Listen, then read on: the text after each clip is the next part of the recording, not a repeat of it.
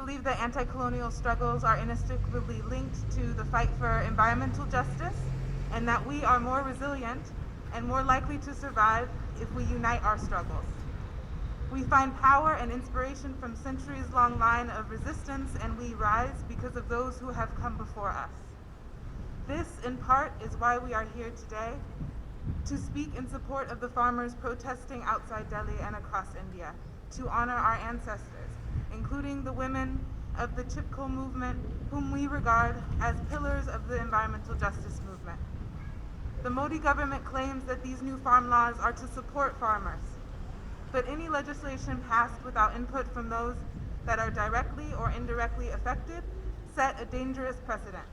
It is estimated that since 2013, over 12,000 Indian farmers have died by suicide each year, highlighting a growing need for support and change. However, we support the farmers in India to decide what that change should look like, to be the architects of their own livelihoods, and to resist post-colonial continuities in the form of dictatorial and neoliberal pushes for privatization and corporate power in the food system. From a sustainability point of view, a diversification of crops and a shift away from subsidies that support overproduction, 2 points the government claims the new laws will address, is often seen as positive. But an intersectional lens allows us to see the nuances present in the current standoff. India is faced with a fascist government fueled and financed by fossil fuel capitalists. Progressive laws seem like an impossibility in this setup, and therefore, anti-fascist resistance is the baseline.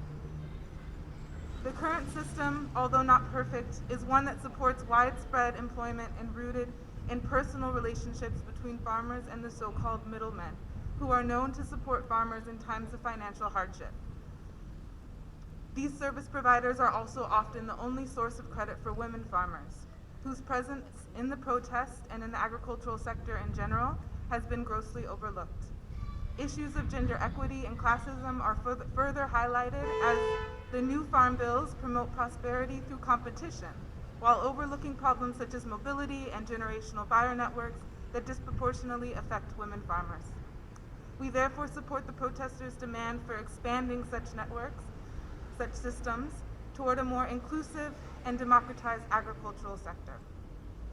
We must listen to those who feed us. Reforms must be rooted in their visions of what is needed and what they know to be true. Without their voices at the table, no new laws should be seen as viable nor sustainable, as this is a mere continuation of colonial domination. Capitalist corporate handling of societal needs has not and will not produce the culture of care needed to create more equitable societies. What is needed across the board in order to usher in a new era of resilience is genuine and intentional collaboration. Solidarity in our fight for justices around the world is imperative. In support of farmers everywhere, thank you.